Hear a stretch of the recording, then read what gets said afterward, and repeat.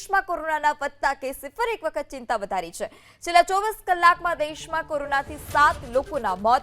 24 કલાકમાં દેશમાં કોરોનાના 564 કેસ સામે આવ્યા।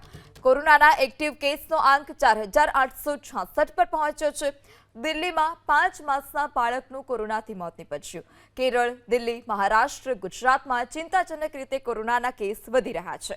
તો 24 કલાકમાં દેશમાં કોરોનાના 564 નવા કેસ સામે આવ્યા છે। આ સાથે જ એક્ટિવ કેસનો આંક 4000 ને પાર છે। દેશમાં કોરોનાના એક્ટિવ કેસ 4866 છે। તો દિલ્હીમાં 5 માસના એક બાળકનું કોરોનાને કારણે મોત નીપજ્યું છે। કેરળ, દિલ્હી, મહારાષ્ટ્ર, ગુજરાતમાં ઝડપથી વધી રહ્યા છે કોરોનાના કેસ।